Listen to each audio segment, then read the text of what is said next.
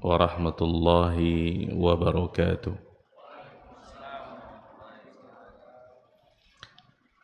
Innal hamdalillah nahmaduhu wa nasta'inuhu wa nastaghfiruh wa na'udzu billahi min shururi anfusina wa min sayyiati a'malina. Man yahdihillahu fala mudilla lahu wa man yudlil fala hadiya lahu. Asyhadu an la ilaha illallah wahdahu la syarika lah wa asyhadu anna Muhammadan abduhu wa rasuluh. Rabbi israh li sadri wa yassir li amri wahlul 'uqdatan min lisani yafqahu qawli. Allahumma zidna ilman warzuqna fahman. Allahumma 'allimna bima yanfa'una wanfa'na bima 'allamtana innaka 'ala kulli syai'in qadir. Allahumma ya hayyu ya qayyum bi rahmatika nastaghits wa aslih lana sya'nana kullah wa la takilna ila anfusina tarfata 'ain. Kaum muslimin dan muslimat, para hadirin wal hadirat yang semoga senantiasa dirahmati dan diberkahi oleh Allah Subhanahu wa ta'ala. Bersyukur kita kepada Allah Azza wa Jal atas segala limpahan nikmat karunia anugerah yang telah Allah berikan kepada kita, sehingga dengan semua itu di malam hari ini Allah Subhanahu wa ta'ala kembali memberikan kesempatan, kesehatan kepada kita untuk berkumpul di rumah yang sangat mulia ini dengan sebuah tujuan yang mulia. Kita berdoa kepada Allah Subhanahu wa ta'ala, semoga kita semuanya diberikan oleh Allah Azza wa Jal ilmu yang bermanfaat dan juga diberikan kemudahan dan taufik untuk senantiasa mengamalkannya. Amin ya rabbal alamin. Selanjutnya, salawat dan salam semoga senantiasa tercurah kepada baginda Rasulullah sallallahu alaihi wasallam. Allahumma salli ala Muhammad wa ala ali Muhammad.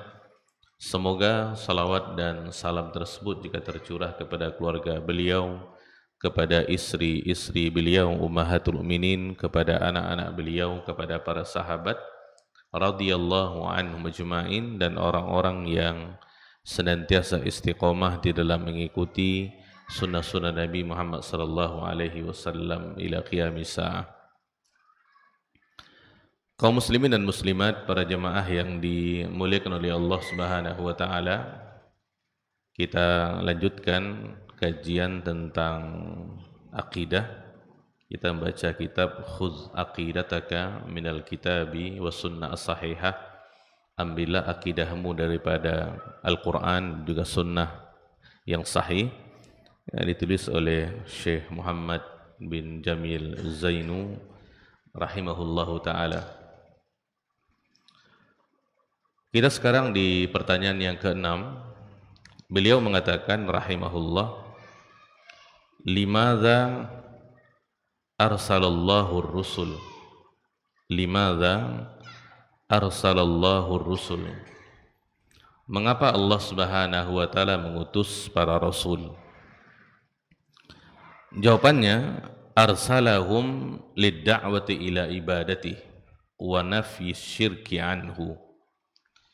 Allah Subhanahu wa taala mengutus para rasul adalah untuk mengajak umat agar senantiasa beribadah kepada Allah. Ini merupakan hikmah terbesar para jemaah. Kenapa Allah Subhanahu wa taala mengutus para rasul? Misi dan tugas utama mereka adalah berdakwah, mengajak umat manusia untuk senantiasa beribadah kepada Allah Subhanahu wa taala. Wa nafyu syirki anhu, dan menafikan kesyirikan yang terjadi di antara mereka. Jadi mendakwahkan tauhid.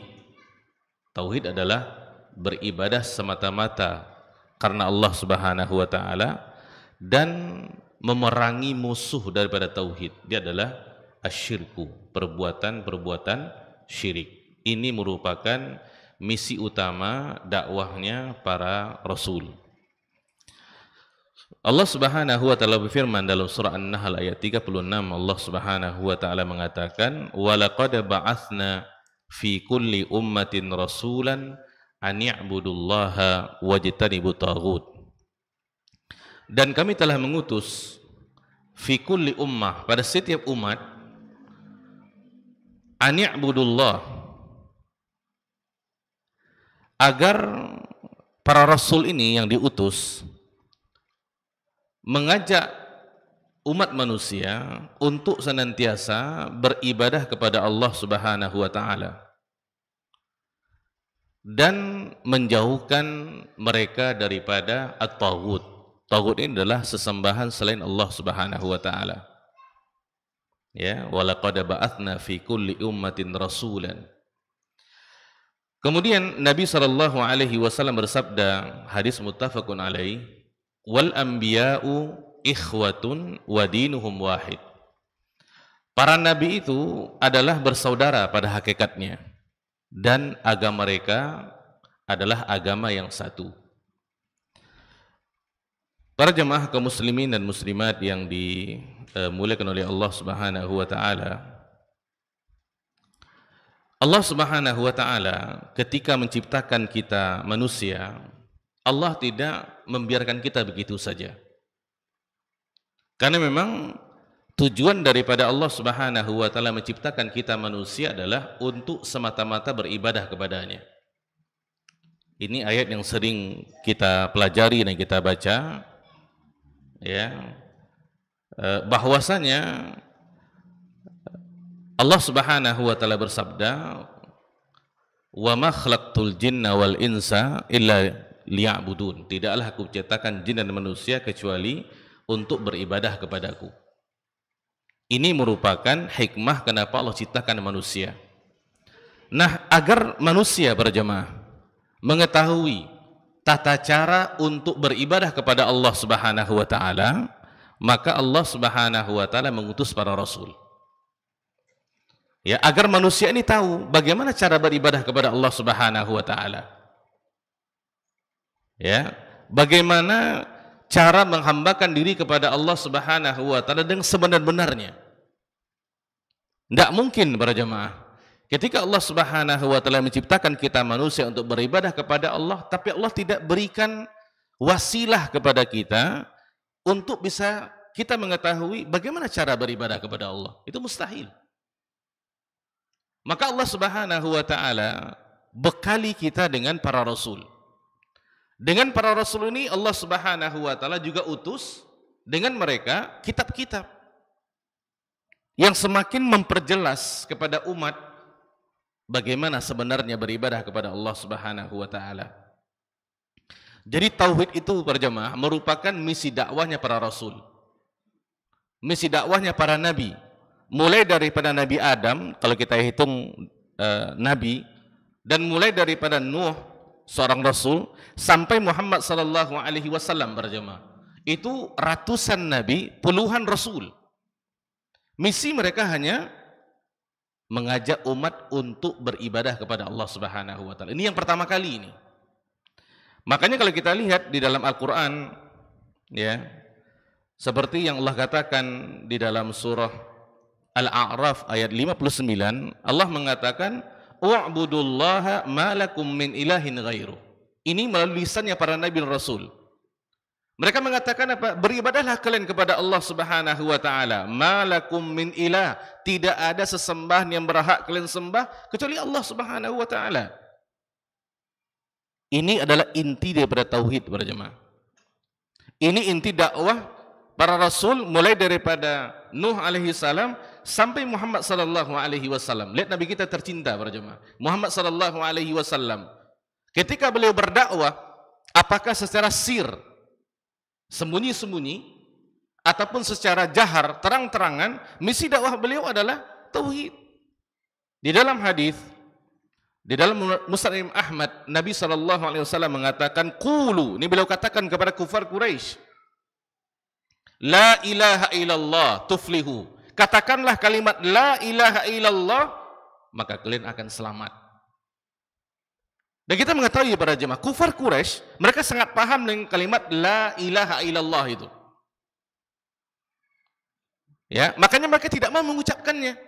Mereka sangat paham konsekuensi daripada kalimat la ilaha illallah.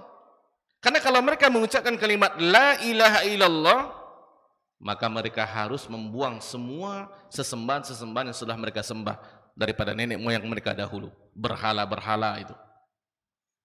Makanya mereka tidak mau mengatakan itu. Ya. Nah, sampai akhir hayat Muhammad sallallahu alaihi wasallam, beliau berdakwah 13 tahun di kota Makkah, 10 tahun di kota Madinah. Ya, intinya tauhid. Ketika beliau di akhir-akhir hayatnya, ini ketika beliau sakit yang membawa beliau meninggal dunia, beliau mengatakan la'natullahil yahud, la'natullahi 'alal yahud wan nasara. Allah Subhanahu wa taala melaknat orang-orang Yahud dan orang-orang Nasara. Ittakhadhu qubur anbiya'ihim masajida. Ini sebabnya mereka dilaknat oleh Allah. Orang-orang Yahudi dan Nasrani. Kenapa?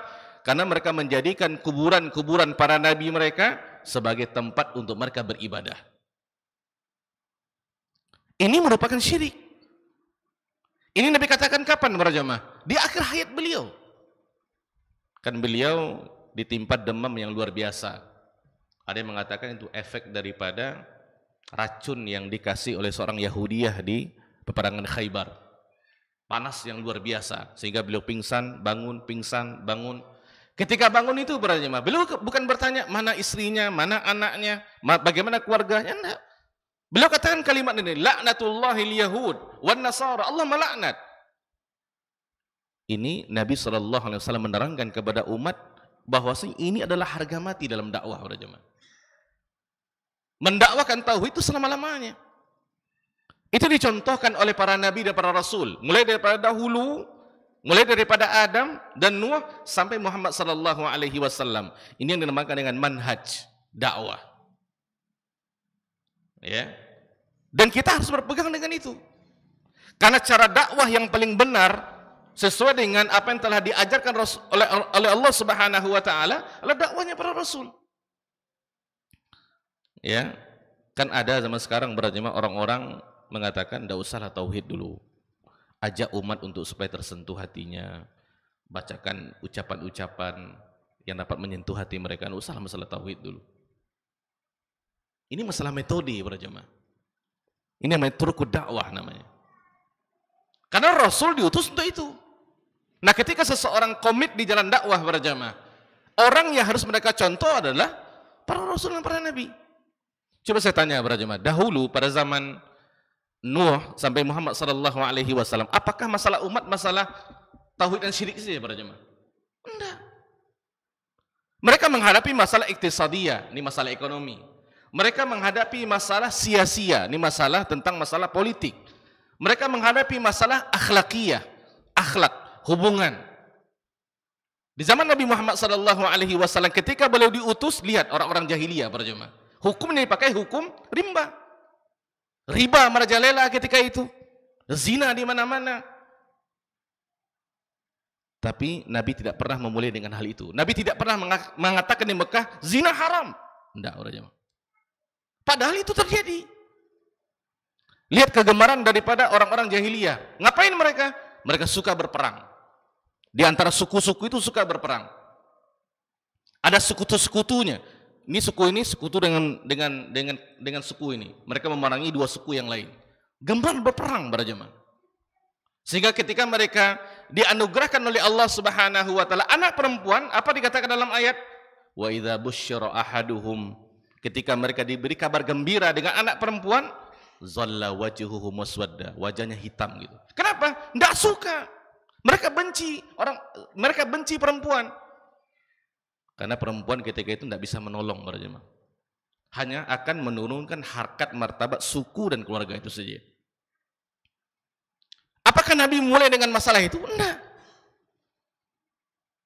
Ini kita perlu tahu para jemaah. Jadi di zaman Nabi Muhammad SAW terkhusus, masalah umat bukan masalah syirik saja. Tapi masalah-masalah yang lain.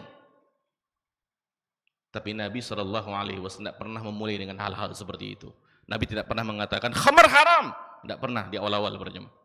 Zina haram, tidak pernah. Jangan berperang, tidak pernah para jemaah.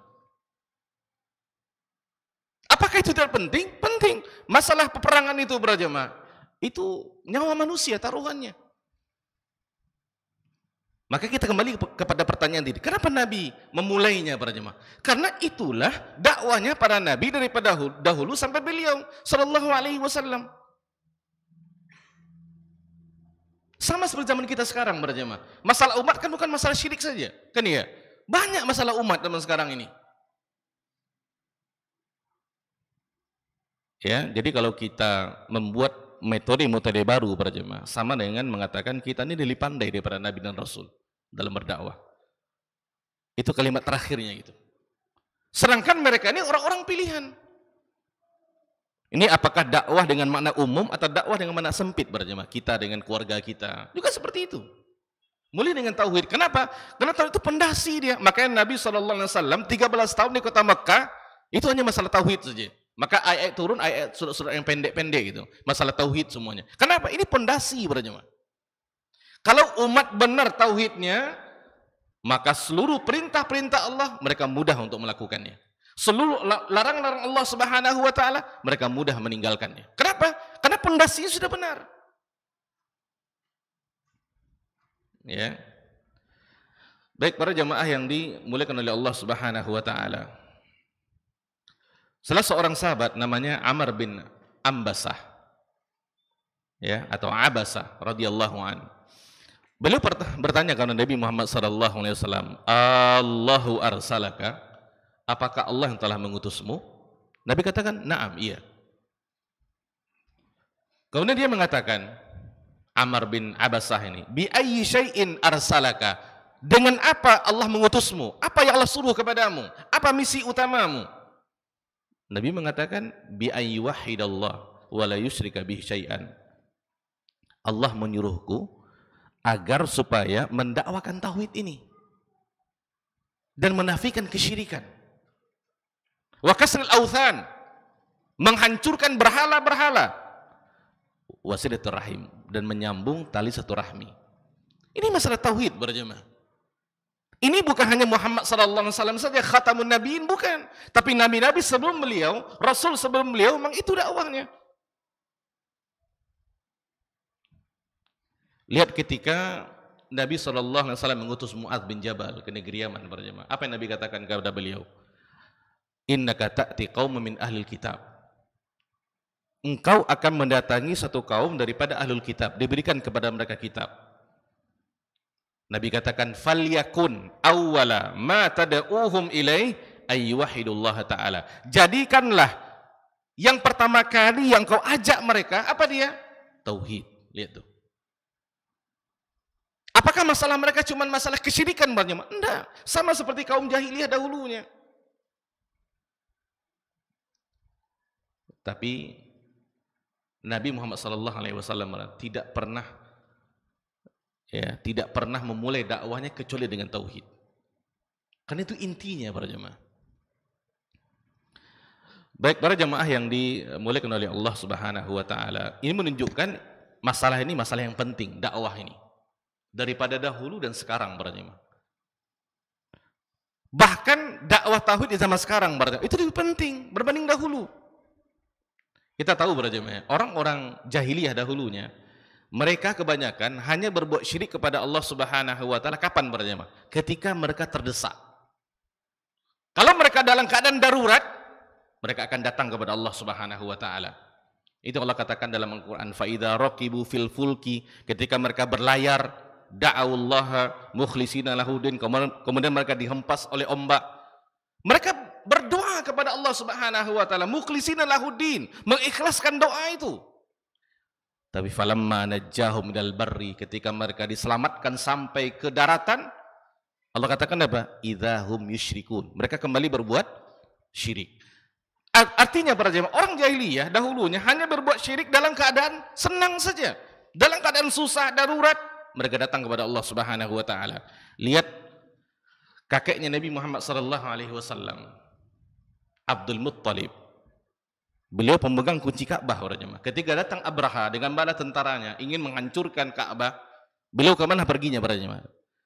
Dia pergi ke sebuah bukit yang ada di kota Mekah itu, berdoa kepada Allah. Ya Allah, ini rumah-rumahmu ya Allah. Padahal di Masjidil Haram bergelantung berapa berapa? 360 berhala. Dalam keadaan terdesak, beliau tidak datang ke Lata wal Uzza, berhala-berhala itu. Enggak. Beliau pergi ke sebuah bukit, berdoa kepada Allah. Lihat berjemaah. Di zaman sekarang berjemaah, orang melakukan kesyirikan kapan? Dalam keadaan senang, dalam keadaan terdesak. Artinya apa? Lebih parah berjemaah. Berapa banyak daripada saudara-saudara kita Muslim, ketika dia mengucapkan la ilaha illallah, dia tidak tahu isinya. Maknanya dia tidak tahu.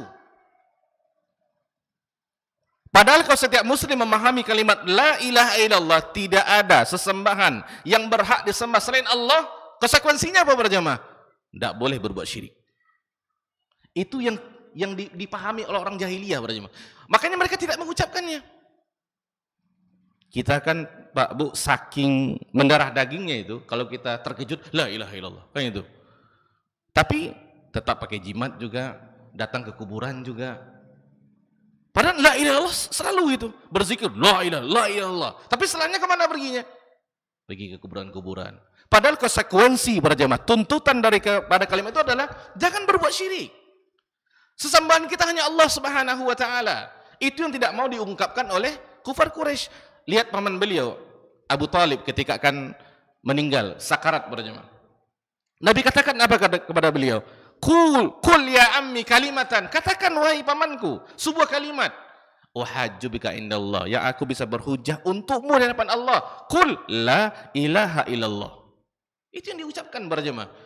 Tapi dia tidak mau mengucapkannya karena teman-temannya itu mengatakan jangan katakan itu. Kalau engkau mengatakan itu berarti engkau sama dengan menghina ilah-ilah yang sudah engkau sembah dan nenek moyangmu. Akhirnya beliau tidak mengucapkannya berjamaah.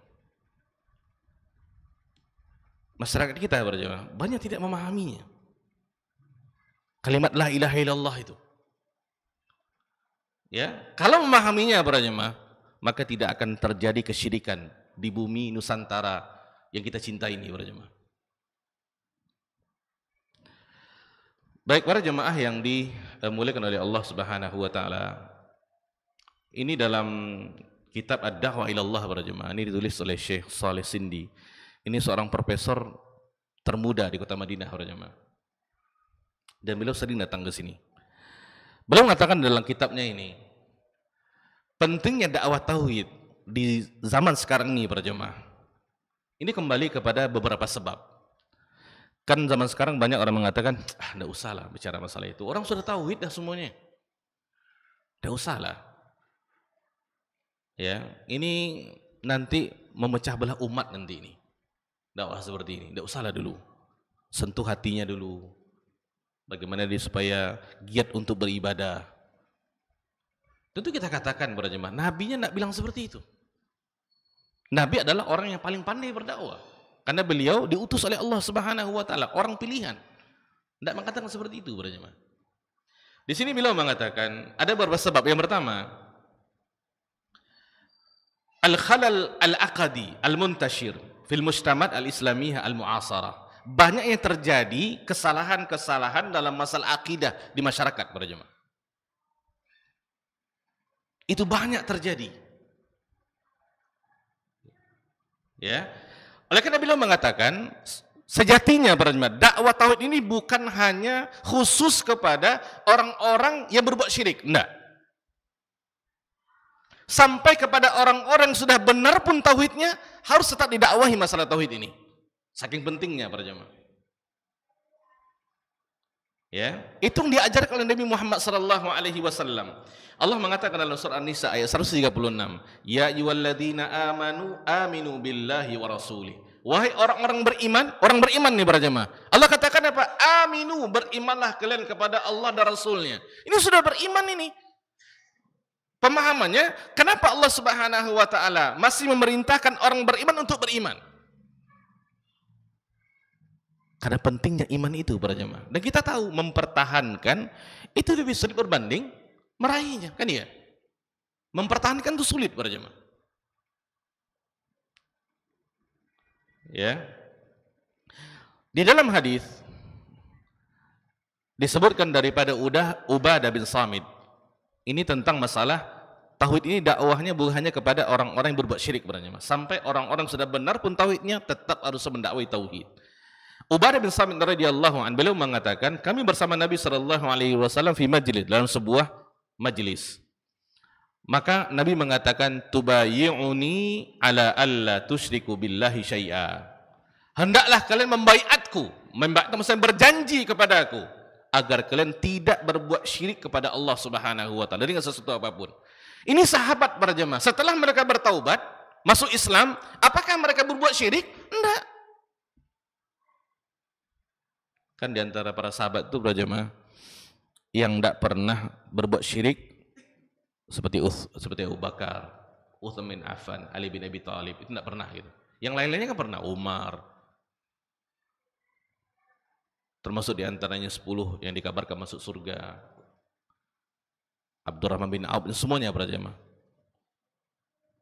Dan ini ketika itu mereka sudah masuk Islam, sudah bertaubat gitu. Nabi tetap mengatakan, tubayyuni ala alla tusyriku billahi syai'a. Kalian berjanji kepada aku, kalian tidak akan pernah berbuat syirik. Kenapa para jemaah? Agar Nabi SAW ingin para sahabat mempertahankan itu, mempertahankan keimanan itu, mempertahankan tauhid itu. Karena mudah mempertahankannya para jemaah. Akan banyak godaan-godaan yang akan mencoba untuk menyimpangkan seseorang ketika dia sudah mengetahui dakwah seperti ini para jemaah. Maka beliau mengatakan, kalau kita perhatikan para jemaah, berapa banyak di antara masyarakat kita yang masih gemar untuk melakukan perbuatan-perbuatan syirik, saking merajalelanya gitu, saking sudah biasanya, sehingga ketika seseorang berbuat syirik, itu biasa gitu. Itu sudah zamannya seperti itu. Memang adatnya gitu. Yang datang ke kubur. Mungkin kita kalau di Sumatera ini para jemaah, kita jarang-jarang lihat ya. Tapi kalau di pulau-pulau lainnya yang ada di Indonesia, itu sudah biasa. Coba saya tanya, yang datang ke kubur, minta-minta di kubur tuh apa agamanya para jemaah? Dia Muslim. Dia kalau berzikir, la ilaha illallah, ilaha illallah. Tapi ketika sholat, ketika tawaf, ketika baca Quran, ketika berdoa di mana para jemaah? Di kubur wali-wali ini. Itulah bentuk Islam yang ada di Nusantara ini para jemaah. Sehingga yang dikatakan Islam oleh mereka, oh ini dia nih. Dengan berbagai kepentingan-kepentingan orang yang ada di situ. Bisnis lah, inilah, itulah. Nanti ditambah dengan hadis-hadis palsu. Ini buat-buat oleh mereka untuk melariskan dagangan mereka supaya orang semakin ramai datang ke kubur. Padahal masjid ada para jemaah, masjid kosong. Yang ramai mana? Nih kubur nih. Entah yang wali kita tidak tahu para jemaah, entah isinya apa. Itu yang sering kita sampaikan. Kalau seandainya meminta kepada orang di kubur itu boleh, berdoa di situ, minta tolong kepada mereka untuk supaya mereka bisa melepaskan hajat kita, menunaikan hajat kita, maka tentu kita pergi ke kubur Nabi para jemaah. Kubur Nabi ada di kota Madinah. Dan Nabi secara kedudukan lebih tinggi. Beliau Khalilullah, manusia yang paling dekat dengan Allah itu Muhammad sallallahu alaihi wasallam. Kalau itu boleh para jemaah, maka kita akan datang ke kubur Nabi. Tapi itu tidak boleh. Para sahabat Nabi Muhammad sallallahu alaihi wasallam para jemaah, itu tidak pernah setelah Nabi dikuburkan di rumah Aisyah radhiyallahu anha, kan disebutkan dalam hadis para nabi itu dikuburkan di tempat dia meninggal, tidak boleh dipindah-pindah para jemaah. Kebetulan Nabi Muhammad sallallahu alaihi wasallam meninggal di rumahnya Aisyah, di pangkuannya Aisyah, sehingga dia dikuburkan di kamar itu. Tidak pernah para jemaah, sedangkal ilmu yang ada, ketika terjadi sesuatu kepada para sahabat setelah Nabi dikuburkan, mereka datang ke kubur Nabi. Itu tidak ada para jemaah. Padahal kubur Nabi di sebelah rumah mereka, dekat dengan mereka para jemaah. Dan mereka orang-orang pilihan, orang-orang yang ketika hidup di dunia, mereka sudah tahu mereka masuk surga. Lihat para jemaah. Masih hidup di dunia, Pak. Dia sudah dikabarkan Nabi, kamu di surga, kamu di surga, kamu di surga. Kita kan semua masuk surga, para jemaah. Kalau kita ingin masuk surga, tentu yang kita tiru adalah orang yang sudah masuk surga. Makanya kalau seandainya boleh kita datang ke kubur-kubur orang yang sudah meninggal itu dengan titel-titel mereka wali, baik kita datang ke kubur Nabi, para jemaah. Tapi sahabat tidak pernah melakukan itu karena Nabi melarangnya. Makanya di hadis yang kita baca tadi, laknatullahi 'alal yahud wan nasara. Perkataan Nabi, kenapa orang-orang Yahudi dan orang Nasrani dilaknat oleh Allah Subhanahu wa taala? Karena mereka menjadikan kubur-kubur Nabi mereka sebagai masjid. Masjid itu tempat beribadah, baca Quran di situ, berdoa di situ, tawaf di situ.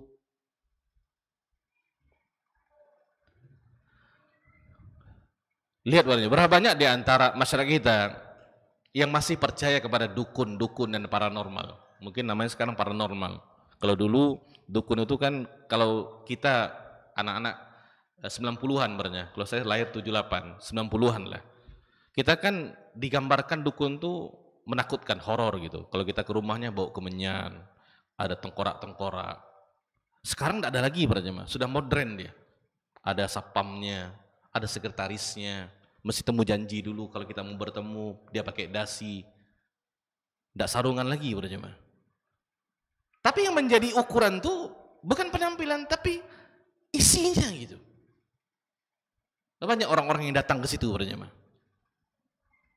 Yang orang-orang yang datang tuh apakah mereka secara strata pendidikannya rendah? Enggak. Orang-orang yang tinggi berjemaah strata pendidikannya.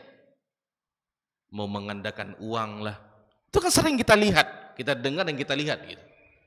Ini zaman internet berjemaah.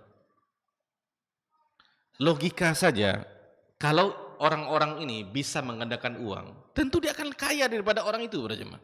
Ini enggak rumah masih ngontrak. Percaya bisa mengandalkan uang, coba lihat tuh. Di mana akal sehatnya berjemaah? Yang datang tuh siapa? Oh ini S3, bidang ini. Oh ini profesor, bidang ini. Kalau orang-orang mohon maaf tamat SD datang, bisa kita terima juga lah berjemaah. Karena tidak sampai ilmunya. Tapi tidak, ini masalah dunia, dia menguasai. Pak, tolong Pak, saya mau ini Pak, saya mau ini, so ini. Yang datang itu S3, S2, S1. Dukunnya tidak tamat SD. Coba lihat berjemaah. Kita bukan merendahkan enggak, tapi itu kenyataan, fakta di masyarakat. Kalaupun kita tidak memakai dalil-dalil yang ada berjemaah, itu tidak masuk akal gitu. Masa iya ada orang yang tinggi pendidikannya, lebih percaya kepada orang yang tidak tinggi pendidikannya. Orang yang datang nih berjemaah, mobilnya luar biasa, mahal-mahal. Yang dukun tidak punya mobil pun. Rumah pun kontrak saya katakan tadi. Aneh gitu. Di mana akal sehat berjemaah? Ya, dan masih percaya. Walaupun sekarang mungkin tidak seperti yang dahulu lah. Kemenyan-kemenyan itu sudah orang dah fobia, itu nak mau lagi dah. Dia pakai bau-bau oudnya Saudi, gaharunya Saudi itu. Oh ini bau Ka'bah ini gitu. Padahal Nabi sudah menyebutkan dukun itu adalah orang yang paling mendusta di dunia. Akdzabun nas itu kuhan, para dukun berjemaah.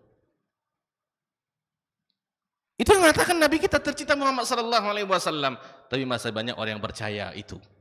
Ini kalau kita pergi ke pasar, Pak, pasar manapun, Kodim kah, pusat kah, tradisional yang di kita, masih ada orang di jalan itu akan duduk, dia akan lihat, dia pandai meramal. Dilihat tangan kita, oh ini nasibnya menyedihkan nih, jodohnya ininya. Percaya gitu. Aneh gitu. Nggak masuk akal berjemaah. Tapi itu terjadi. Lihat bagaimana mendarah dagingnya. Ya, mendarah dagingnya kesyirikan itu di masyarakat kita. Lihat jimat-jimat berjemaah. Kita jangan mengatakan enggak ada lagi Ustaz. Banyak.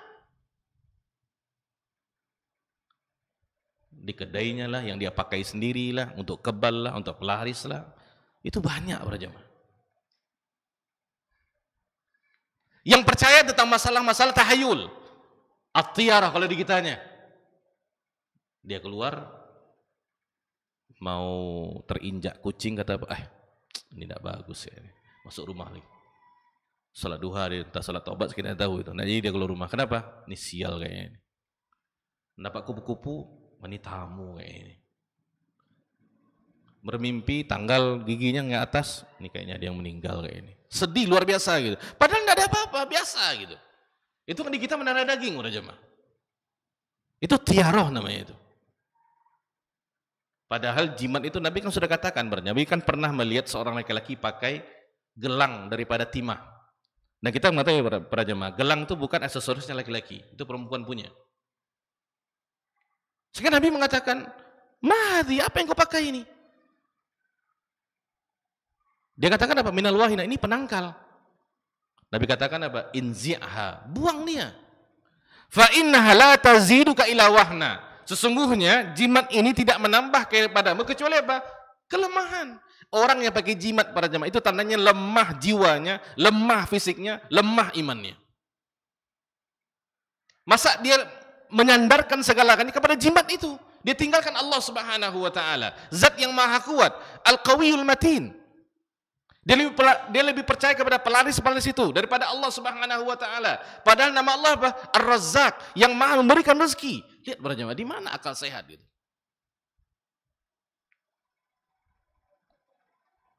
Nabi mengatakan, "Immutta, kalau engkau meninggal," kepada laki-laki yang pakai gelang tadi, "Immutta, kalau engkau meninggal, wahya alaika," dan engkau masih memakainya, "Ma'aflah ta'abada," engkau tidak akan selamat selama-lamanya. Ini Nabi yang mengatakan ini berjemaah. Tidak akan selamat dunia akhirat. Kan jimat itu kalau seandainya seseorang meyakini dia semata-mata yang memberikan manfaat, menolak mudarat, itu syirik besar para jemaah. Tapi kalau dia hanya meyakini perantara saja, dia yakin Allah, tapi perantara jimat ini, ya, perantara pelaris ini sehingga kedainya laris, banyak omsetnya meningkat, tapi tidak yakin Allah memberikan, itu syirik kecil para jemaah. Apapun itu syirik. Padahal itu, mohon maaf, itu kedai makannya Pak Haji kata orang. Lihat para jemaah. Saking biasanya gitu. Ya. Berapa banyak daripada tempat-tempat yang dikeramati oleh kita, menjadi keramat dia para jemaah. Sesuatu yang menakutkan gitu. Sehingga orang apa? Datang ke situ, beribadah di situ. Itu namanya adrihah kalau di kita. Apa yang perlu ditakutkan dengan hal-hal seperti itu para jemaah? Di situ yang mainnya syaitan. Syaitan suka dengan tempat-tempat seperti itu. Sehingga ada apa? Penampakan-penampakan. Memang tempatnya syaitan di situ. Siapa tidak akan nampak penampakan-penampakan kalau ke kubur jam 2, jam 3 dini hari para jemaah. Sedangkan kita kalau lewat sini pun nampak dia. Kenapa? Itu waktunya dia keluar. Karena makhluk di bumi ini bukan kita saja. Ada makhluk Allah yang lain, jin dengan syaitan, yang mana mereka ini bisa membentuk makhluk-makhluk yang lainnya. Dia bisa seperti kita, bisa seperti hewan. Itu hal biasa, tidak ada yang perlu kita takutkan. Kita hanya takut kepada Allah Subhanahu wa taala. Tapi bukan kita pula berani menantang mana dia, mana bukan. Berapa banyak pohon-pohon yang ada di kita, pohon beringin itu kayaknya angker. Nggak usah dipotong, kenapa? Bahaya, ada penunggu di situ. Itu kalau kita katakan seperti itu buat jemaah, terus terang syaitan jin party di situ. Pesta di situ sebenarnya. Kenapa? Berhasil dia membuat orang takut di situ. Sehingga kalau orang lewat situ apa? Ketakutan. Minimal kasih apa? Kasih sesajen lah, nanti kita diganggu. Kan sudah pernah kita sampaikan para jemaah. Dari sini entah yang di tempat lain ya. Kalau kita bangun rumah kan kalau di kita mungkin sudah adatnya Ustaz. Sebelum tegak payung ya kalau di kita atau pondasi, oh ini agak keras nih. Iyalah tanahnya memang tanah keras gitu. Iko kare kok Pak. Mesti diusia dulu kok Pak. Bah caranya ambil ayam hitam, tidak boleh ada warna hitam semuanya. Nanti disembelih, darahnya itu diciri situ supaya dia pergi. Itu kalau dibuat seperti itu party setan jin di situ Pak. Karena dia berhasil. Nabi ajarkan kepada kita kalau kita singgah di sebuah tempat, ini yang kita baca. A'udzubillahi bikalimatillahi tammati min syarri ma khalaq. Kita enggak boleh katakan maaf nih, minta bertolong nih, mau ikut. Enggak ada para jemaah. Tapi itu kita diajarkan orang tua kita dahulu kan. Saking seperti itunya para jemaah. Sampai sekarang kita masih dengar kalau ada ibu-ibu yang menidurkan anaknya enggak mau tidur, tidur, tuh ada hantu tuh. Padahal enggak ada hantu para jemaah. Kalau kita tanya di orang-orang Arab, ada enggak sundar bolong? Enggak ada, di kita aja nama-nama itu. Itu sudah mendarah daging. Sehingga kalau kita katakan Anda itu, ini enggak percaya. Bukan kita enggak percaya, itu memang setan jin yang seperti itu. Tujuan mereka apa? Untuk menyesatkan manusia. Ini hati-hati anak-anak. Kalau dahulu zaman saya masih ada majalah-majalah yang di belakangnya itu untuk membaca nasib. Ini bintangnya ini, nasibnya A, B, C, D, bintangnya ini. Masih ada sama sekarang. Sehingga kalau dia bertembung satu bintang dengan bintang, dia mau berjodoh nih, kata orang tidak cocok, nggak mau dia. Tidak bahagia kita nanti. Gitu ya. Subhanallah. Di mana akidah umat Islam berjamaah? Di mana? Padahal itu bukan taman SD, Pak. Pasangan itu enggak. Tapi untuk menunjukkan betapa rendahnya berjemaah. Makanya kalau ada orang mengatakan, udahlah, nggak usah dakwah tauhid lagi. Orang dah tahu tauhid itu. Enggak berjemaah. Ini prinsip.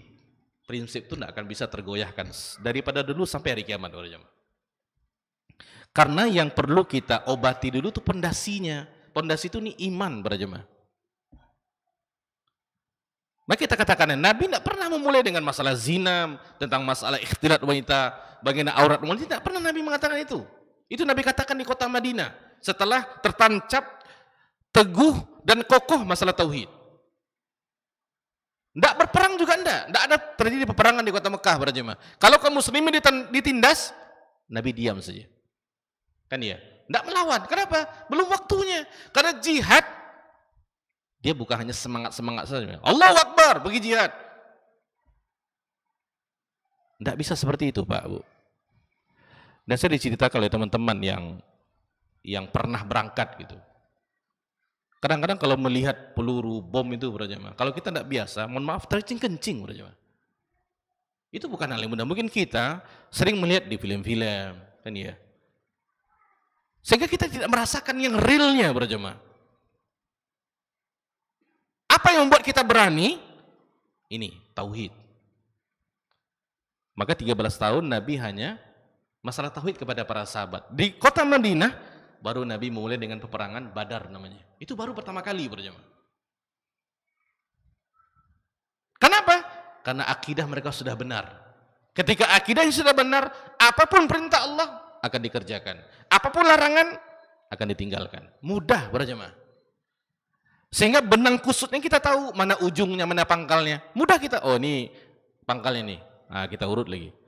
Tapi kalau kita tidak tahu benangnya mana, justru kita salah di dalam menyelesaikannya, kita akan membuat kerusakan lebih banyak berbanding perbaikan-perbaikan berjamaah. Mungkin itu kita azan dulu, wallahu a'lam.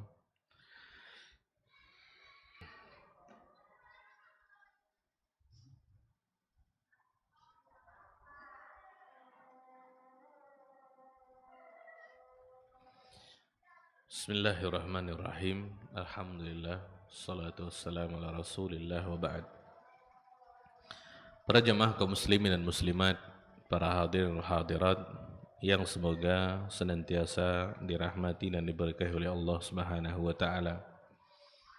Itu tadi beberapa contoh-contoh kalau kita perhatikan betapa merajalela dan mendarah dagingnya masalah kesyirikan di masyarakat kita para jemaah. Tentu kita berdoa semoga Allah Subhanahu wa taala memberikan hidayah dan petunjuknya kepada saudara-saudara kita. Dan saya yakin para jemaah, mereka melakukannya karena mereka tidak tahu.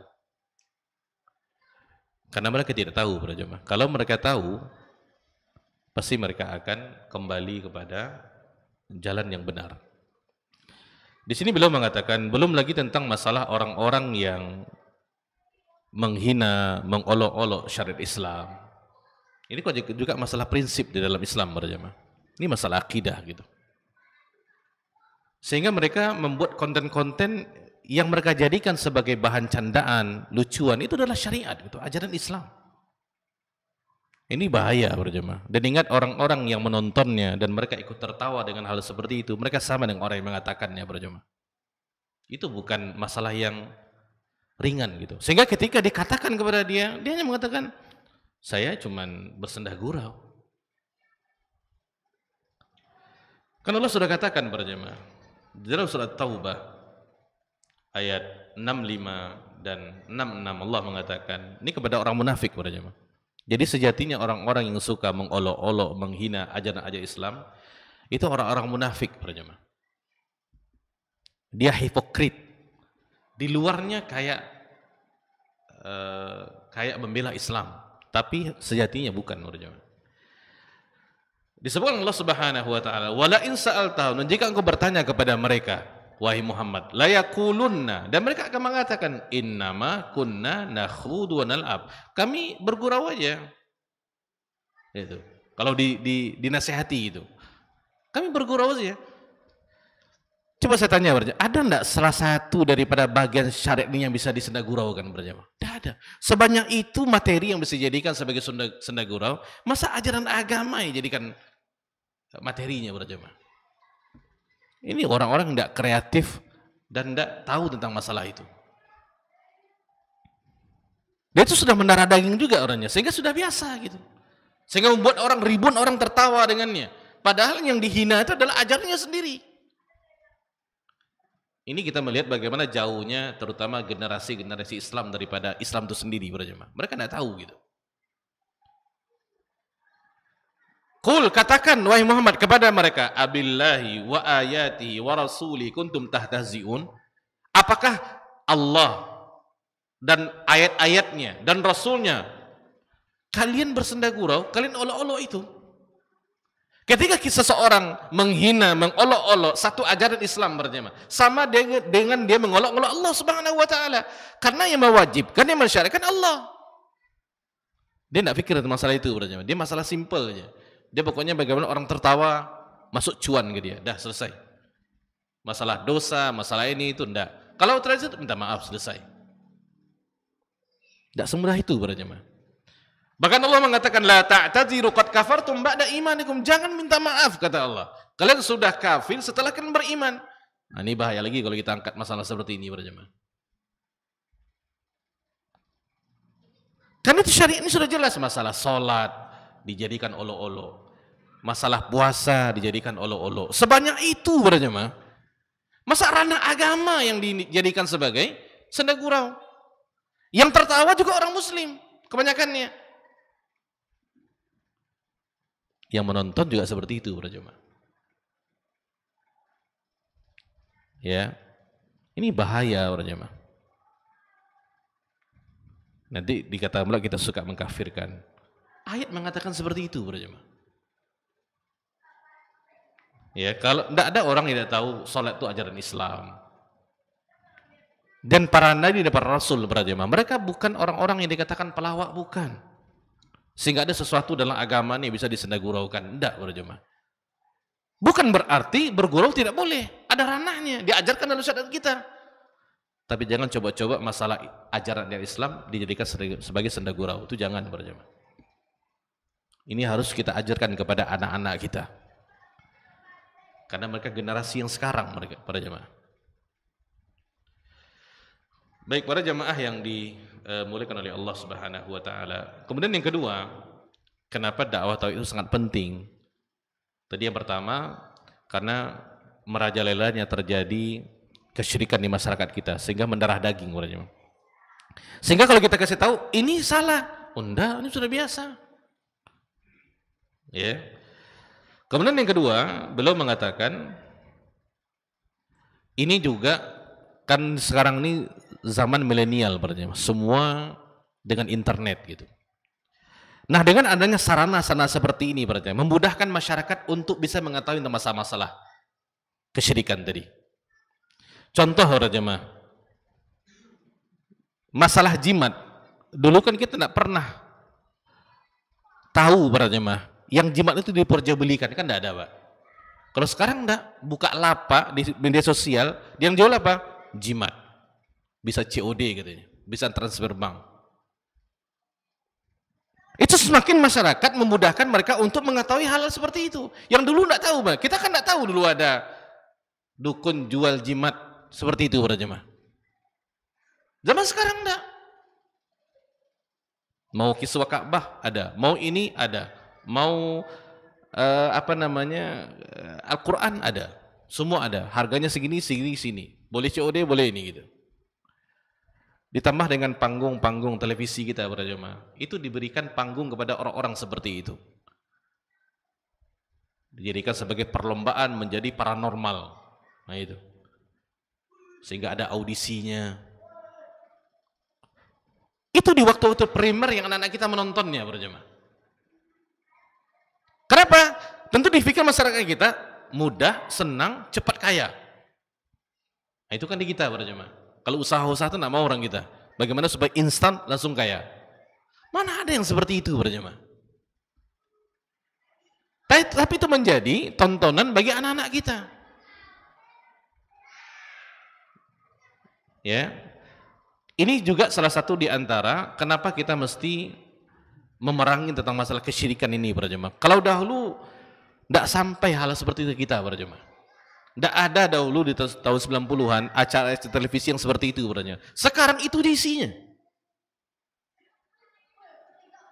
Sesuatu yang menarik untuk dilihat. Diberikan panggung kepada orang-orang seperti itu. Yang rusak siapa? Anak-anak Indonesia sendiri para jemaah. Ya. Tentu kita berusaha untuk mengedukasi masyarakat gitu. Ini tidak benar sebenarnya. Ya. Ini yang harus juga kita pahami. Makanya salah seorang ulama namanya Syekh Shalih Utsaimin rahimahullah. Beliau yang mengatakan zahimu ahlal batili fi internet hatta yatabayyana al-haq. Zahimu itu maksudnya sesaki orang-orang yang batil di internet mereka. Kalau mereka suka memposting masalah-masalah kesyirikan ini, kita posting masalah tauhid. Ajarkan ke mereka masalah tauhid. Masalah agama yang benar. Jadi zahimu. Kalau itu tujuan kita berjemaah, maka kita dapat pahala. Hatta yatabayyana al-haq, sehingga jelas kebenaran itu bagi masyarakat kita. Itu tujuannya berjemaah. Kalau itu tujuan kita untuk bisa punya ini, punya itu, ya, maka kita akan pahala. Karena itu sesuatu sesuai dengan niatnya gitu. Ya, ini juga di antara sebab yang beliau sebutkan kenapa kita mesti mendakwakan tauhid para jemaah. Yang ketiga ditambah dengan kalau kita perhatikan para jemaah, semangat orang-orang kafir di dalam mengajak masyarakat kepada mereka itu luar biasa para jemaah. Bahkan mereka sudah masuk ke pedesaan-pedesaan yang kita belum bisa menjamahnya para jemaah. Tentu sejatinya kenapa kita justru malah kalah daripada mereka ketika mereka mendakwahkan kebatilannya, mengajak masyarakat kepada hal-hal yang batil, yang rusak. Sedangkan kita mengetahui kebenaran. Masa kita kalah semangat daripada mereka para jemaah? Kemudian kita selesai, tidak usahlah masalah tauhid lagi. Umat ini sudah tauhid semuanya. Faktanya tidak seperti itu para jemaah. Ya, ini yang beliau sebutkan ada 4-5, kita cukupkan 3 itu saja. Kenapa masalah tauhid ini masalah yang penting para jemaah. Jadi dia tidak akan lekang dengan zaman dan waktu yang ada para jemaah. Sampai kapanpun ini adalah metodenya dakwah para nabi dan para rasul. Karena yang perlu diperbaiki itu adalah pondasinya. Dan semua seperti itu para jemaah. Kalau kita bangun rumah, kita mulai dengan pondasinya. Kita tidak akan mulai dengan tiangnya, dengan atapnya. Tidak ada orang seperti itu para jemaah. Mesti dimulai dengan pondasinya. Pondasi itu pun dengan waktu yang cukup lama. Ditimbun dulu, dilihat dulu betul apa enggak, dikasih ubar lagi kalau dia agak lembek tanahnya, ditunggu dulu, kemudian dicor lagi, dia biarkan kering lagi. Banyak waktunya gitu. Sampai kalau sudah kokoh dia, baru ditegakkan tiangnya, diberi dindingnya, dikasih atapnya. Itu yang perlu dibenahi dahulu para jemaah. Makanya dakwah itu sangat penting. Itu yang menjadi hikmah kenapa Allah Subhanahu wa taala mengutus para rasul dan para nabi. Mungkin ini para jemaah yang dapat kita sampaikan. Saya yakin tidak ada yang baru yang saya sampaikan. Ini hanya murajaah yang sudah disampaikan oleh ustaz-ustaz sebelumnya Tetapi seperti kata orang tua kita para jemaah, lancar kaji itu karena diulang. Ya, jadi kita sama-sama untuk mempelajari, kita berusaha untuk memberikan dampak-dampak yang positif kepada masyarakat kita, sekecil apapun manfaatnya para jemaah. Karena dakwah itu bukan hanya di mimbar ini saja. Ketika kita mengajak orang, terutama keluarga kita, istri dan anak-anak kita, orang-orang yang akan ditanya oleh Allah kepada kita para jemaah. Bagaimana istrimu? Bagaimana anak-anakmu? Kita ditanya para jemaah. Kalau istri tidak akan ditanya, bagaimana suamimu? Tidak akan pernah para jemaah. Karena istri di bawah kita, anak-anak di bawah kita. Itu dakwah juga namanya. Ya, baik demikian, yang baik daripada Allah, tidak baik kelemahan daripada diri saya pribadi. Mohon maaf kata-kata pada tempatnya. Kadang-kadang kalau kita berbicara tidak termaksudkan, kemudian kita mengatakan sesuatu, saya mohon maaf. Aqulu ma tasma'un, subhanakallahumma wa bihamdika, asyhadu an la ilaha illa anta, astaghfiruka wa atubu ilaik. Wassalamualaikum warahmatullahi wabarakatuh. Ibadahnya seorang hamba kepada Allah tidak mengenal waktu dan tempat. Kapanpun, dimanapun, dia harus beribadah kepada Allah Subhanahu wa Ta'ala. Harga diri seorang mukmin itu di sisi Allah lebih besar daripada kehormatan Ka'bah sendiri. Nah, nikmat seorang mukmin lebih besar daripada itu. Man amila li akhiratihi kafahullahu amra dunia. Barang siapa yang beramal untuk akhiratnya, Allah akan cukupkan baginya urusan dunianya. Berjuang dengan harta untuk membela agama Allah Subhanahu wa taala, hendaklah menjadi penopang terhadap dakwah ini. Bukan sebaliknya yang menghalangi dakwah ini, tapi jadilah keluarga muslim yang menopang dakwah Islam. Kenikmatan dunia ini lebih remeh dari sekedar sayap seekor nyamuk. Tidak patut bagi seorang yang beriman bersedih ketika tidak mendapatkan kenikmatan dunia.